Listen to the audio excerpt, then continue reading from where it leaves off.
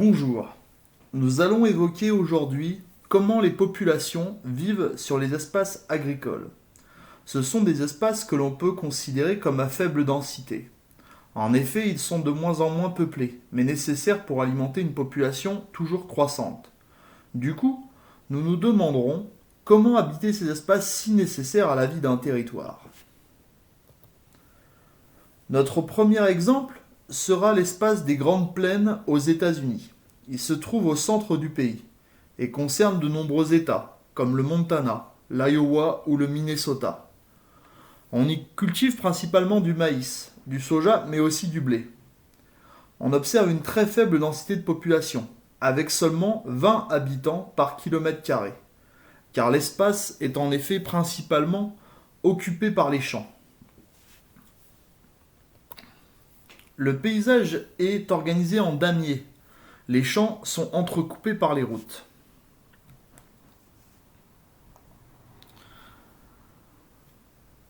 Si l'on prend l'exemple de Felton, au Minnesota, on observe un village entouré par les champs. Le village est lui-même très petit, il y a peu de constructions, et la plupart sont construites pour l'agriculture.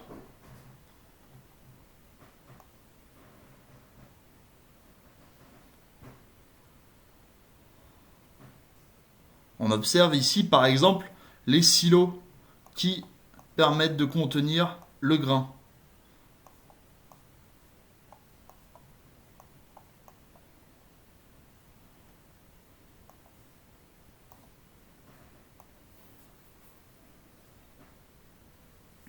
Vivre dans ce village impose de faire de nombreux trajets, comme par exemple Alexa qui prend chaque jour le bus pour aller à l'école.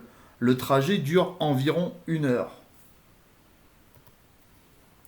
La plupart des populations vivant ici sont des agriculteurs.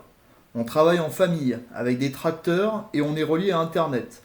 Cela permet de suivre les prix du grain qui sont fixés à la bourse de Chicago.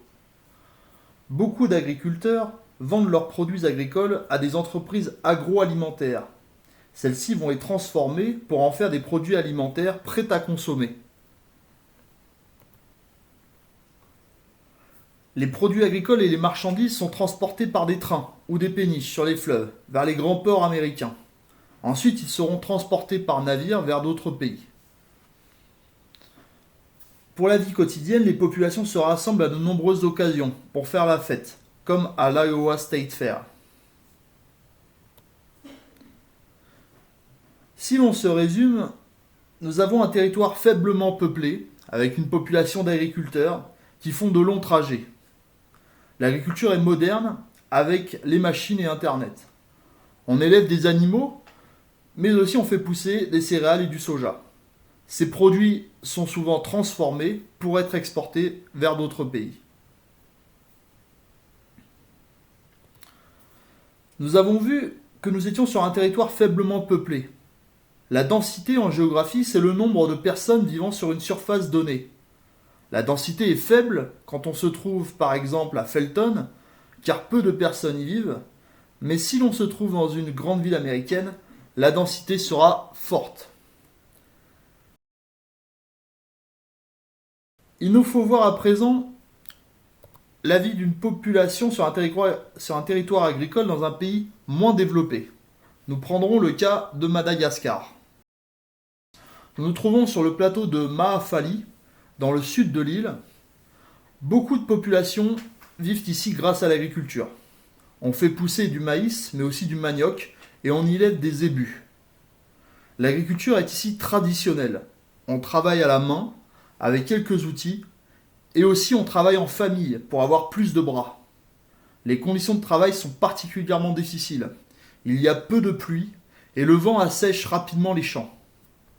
On se retrouve également au marché pour pouvoir vendre les surplus.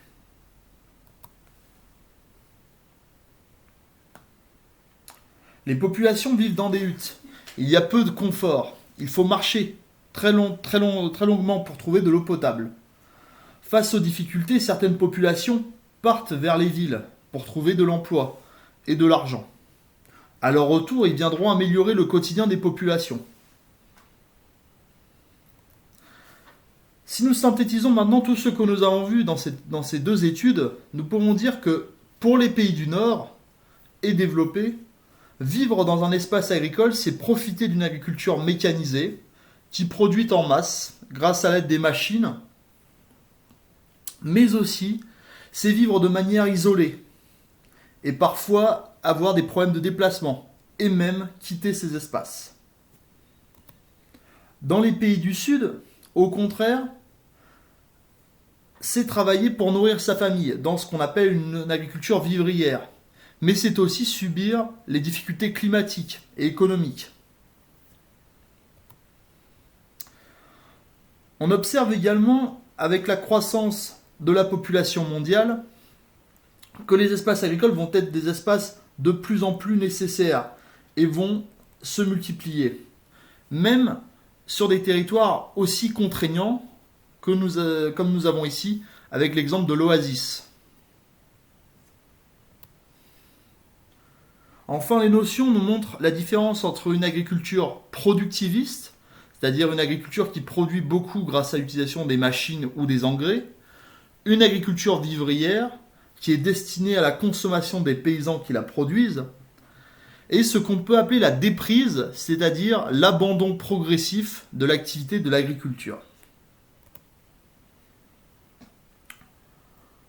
Pour conclure,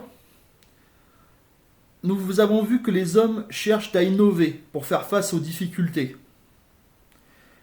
Mais cependant, il y a bien une fracture entre les pays, développés ou pauvres, face à la question de l'agriculture.